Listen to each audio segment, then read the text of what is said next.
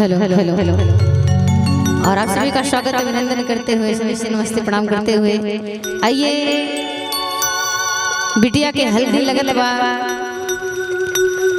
और सखी सहेली माई बहन गोती गावत तारी कैसे गावत तारी कहत है कि पिसा हो अम्मा धीरे धीरे हो पिसा हो अम्मा धीरे धीरे हरदी के गांठ हो पिसा हो अम्मा धीरे धीरे हरदी के गांठ हो पिसा हो अम्मा धीरे धीरे हरदी के गांठ हो पिसा हो अम्मा धीरे धीरे हरदिया अम्मा पंडित की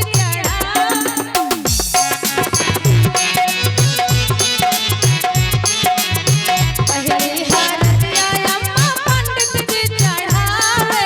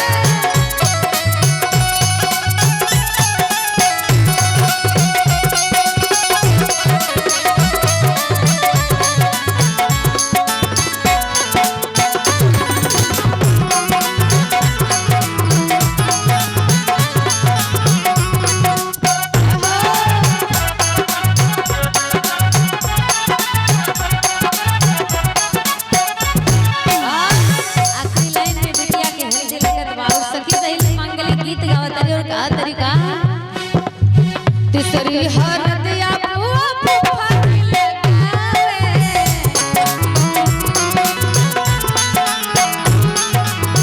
तीसरी हरदिया बुआ फूफा के चढ़ावे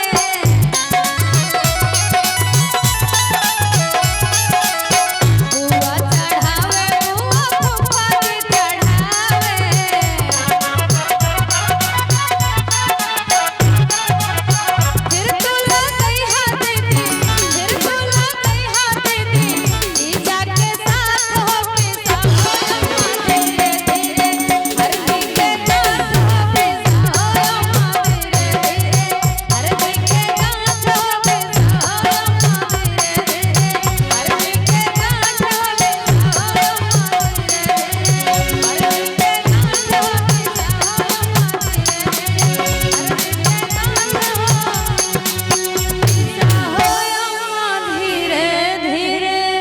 क्या बात है। हल्दी के गांठ हो पिसा हो अम्मा धीरे